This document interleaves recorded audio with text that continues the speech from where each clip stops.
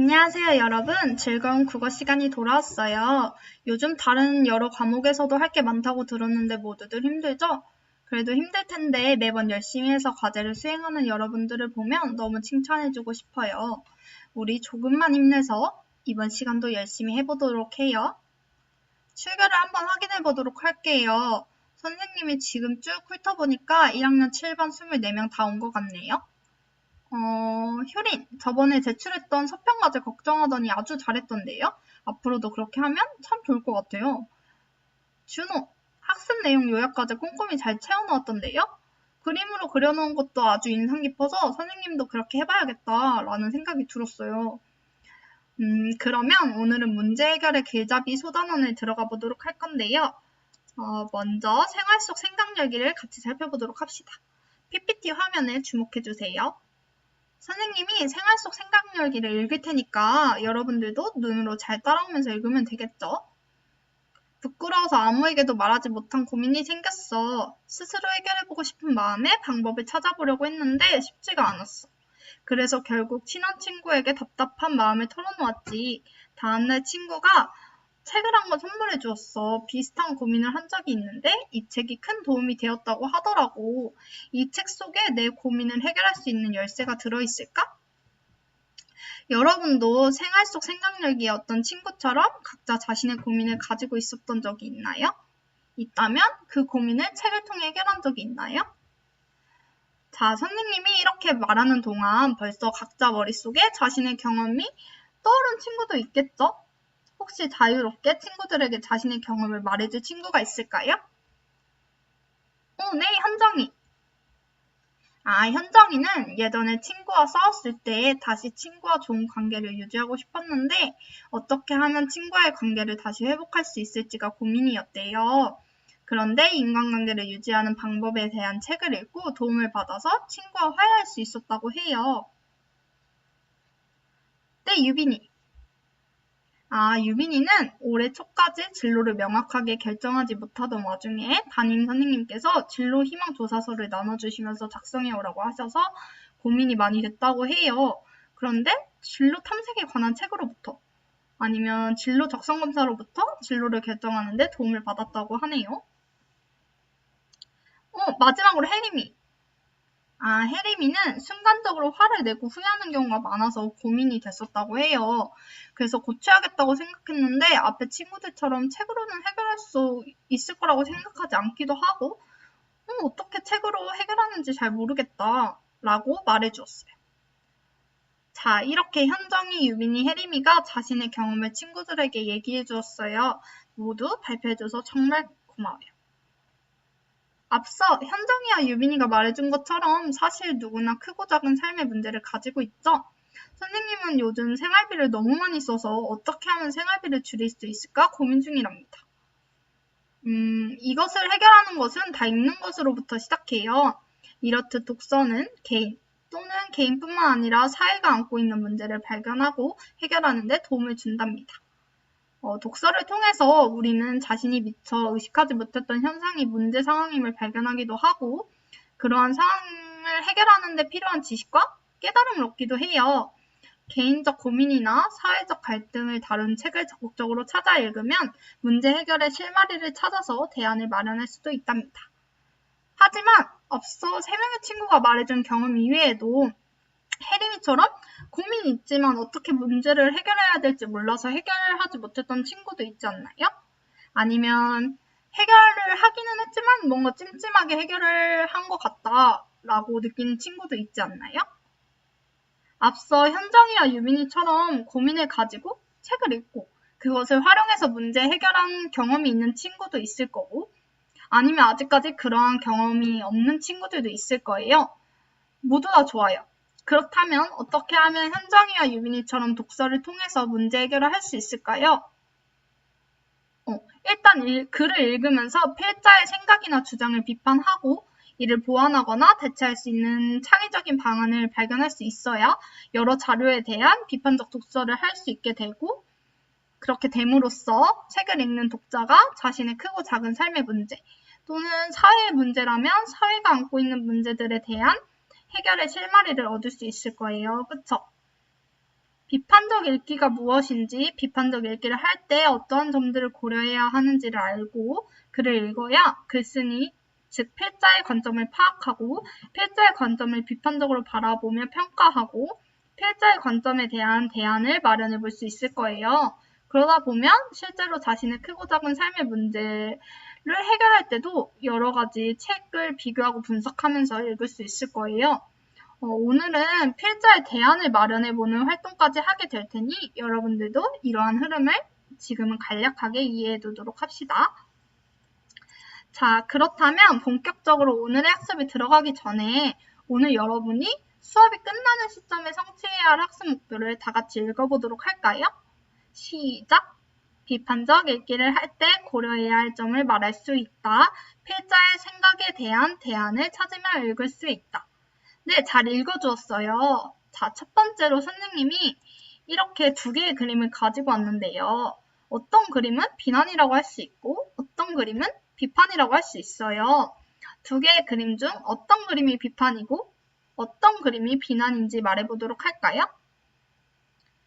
현수가 왼쪽이 비난이고 오른쪽이 비판 같다고 얘기해줬는데 왜 그렇게 생각했는지 말해줄 수 있을까요?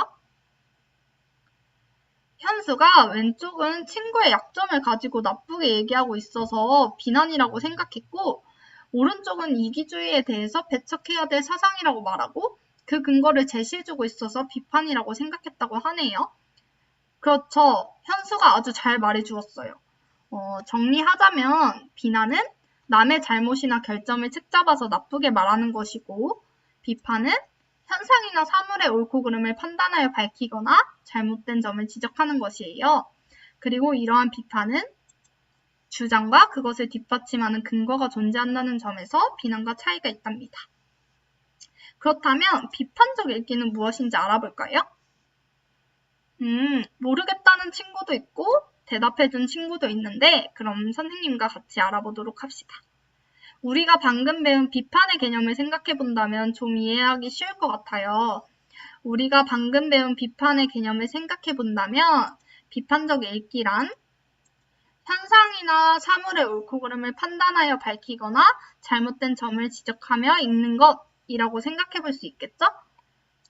비판이 무엇인지도 알았고 비판적 읽기가 무엇인지도 알았는데 그렇다면 비판적 읽기를 할 때 무엇을 고려해야 할까요? 다 같이 생각해 보도록 할까요? 호진이 그렇죠. 글쓴이의 주장과 근거가 타당한지 확인해야 하죠. 아주 중요하네요. 나연이. 그쵸. 자료의 출처가 정확한지도 확인해야죠. 말해줘서 아주 고마워요. 비판적 읽기를 할 때는 세 가지 요소를 고려해야 한답니다. 첫 번째는 신뢰성이에요. 말 그대로 내용이 믿을만한가 하는 것이겠죠. 신뢰성은 자료의 출처를 살펴보거나 말한 사람의 됨됨이를 살펴봄으로써 진단할 수 있습니다. 두 번째는 타당성이에요. 이것은 내용이 말이 되는가 하는 것인데 타당성은 주장과 근거의 관계가 적절한지를 살펴보면서 판단할 수 있겠죠? 마지막으로는 공정성이에요. 이것은 말의 내용이 공평하고 정의로운지 판단하는 것이라고 말할 수 있어요. 자, 그러면 비판적 읽기가 무엇인지, 비판적 읽기를 할 때 고려해야 될 점이 무엇인지를 생각하면서 활동지를 보도록 해요.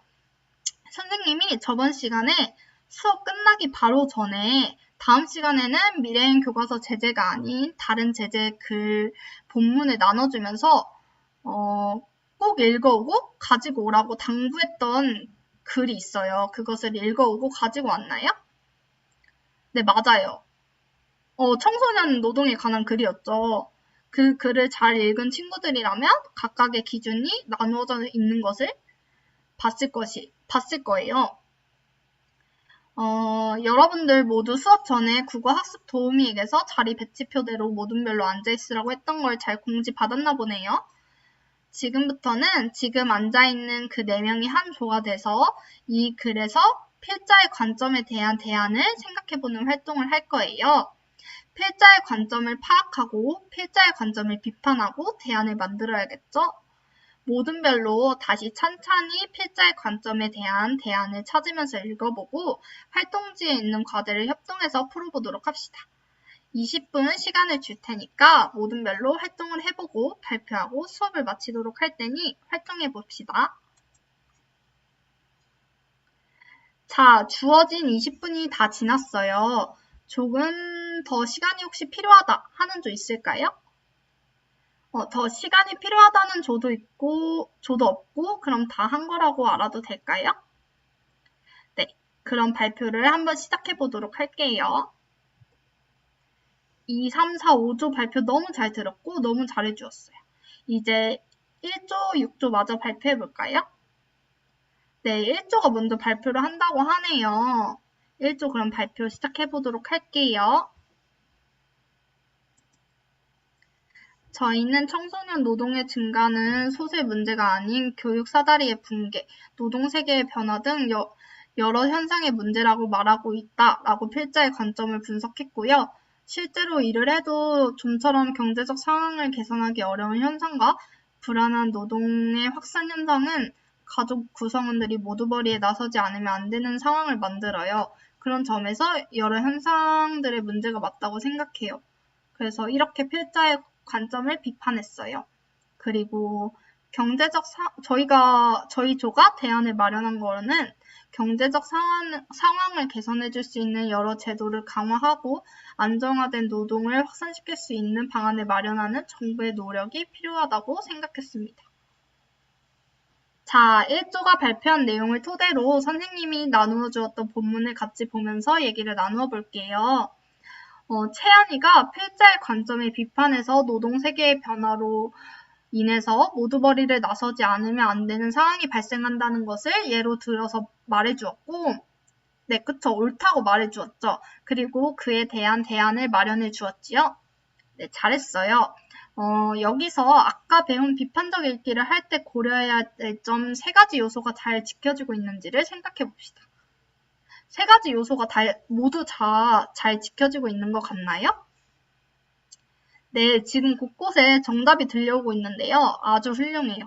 여러분들이 말했던 것처럼 신뢰성이 떨어진다고 말해볼 수 있어요.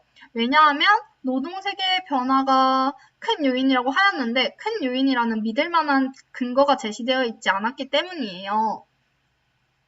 자, 마지막으로 그러면 6조의 발표를 한번 들어보도록 할게요. 마찬가지로 본문을 훑어보면서 친구의 말에 경청하는 거 잊지 마세요. 저희는 필자의 관점은 청소년에게 노동법을 가르쳐야 한다라고 분석을 했고요. 필자의 관점을 비판한 것은 저희 조원 중에 한 명의 형도 고등학교 3학년 때 수능 끝나고 PC방에서 알바를 하였었는데 주휴수당도 안 받고 일했다고 해요. 그리고 나중에 PC방을 그만둘 때 임금의 일부를 계속 나중에 준다고 미루고 끝끝내 받지 못했다고 해요. 그런데 노동법을 잘 몰라서 신고도 안 했다고 합니다.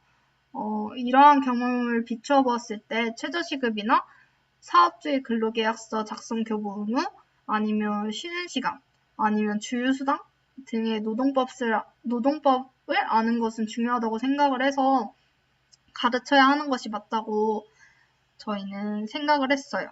그리고 대안 같은 경우에는 법적인 차원에서 생각을 해보았는데 청소년들을 대상으로 노동법의 교육을 확대해야 된다고 생각을 했고 또 청소년의 자력화를 지원하고 청소년들이 자신들의 사회적 지위를 높이기 위한 운동을 전개해야 한다고 생각했습니다. 이상입니다. 자, 6조가 발표한 내용을 토대로 선생님이 나누어 주었던 본문을 같이 보면서 얘기를 나누어 볼게요.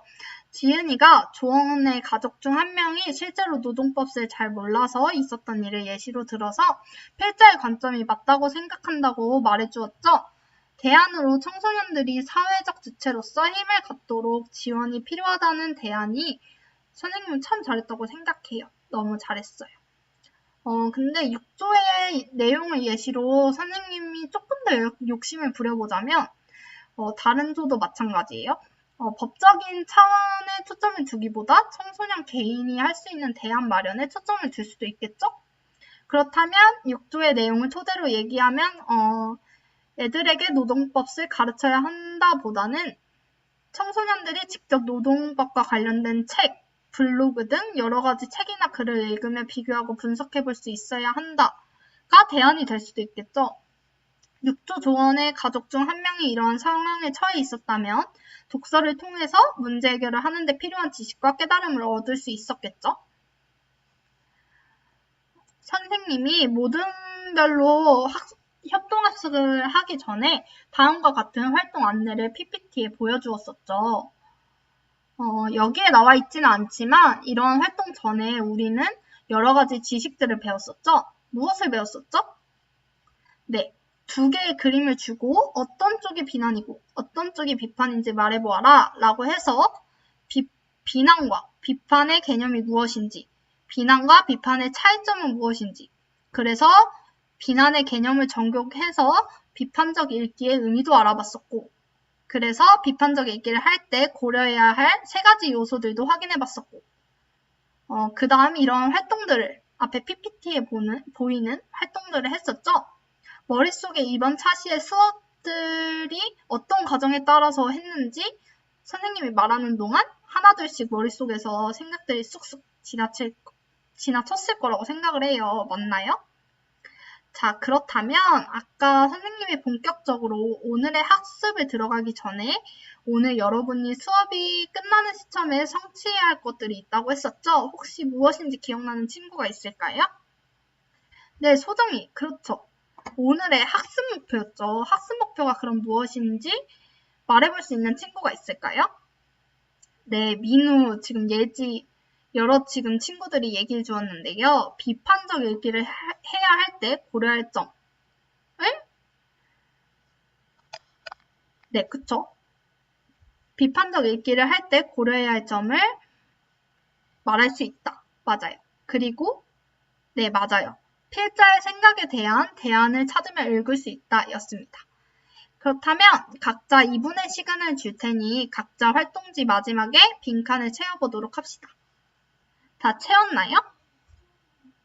그렇다면 PPT를 보면서 선생님이랑 같이 빈칸을 확인해 보도록 해요.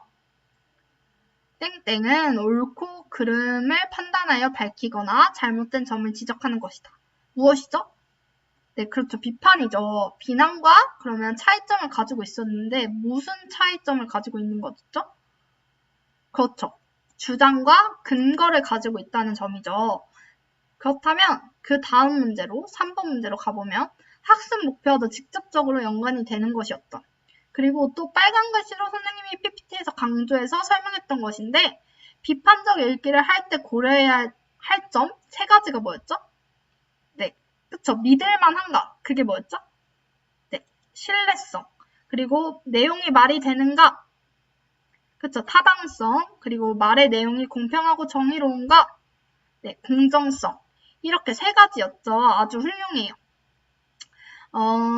그러면 마지막으로는 활동과 관련했었어요.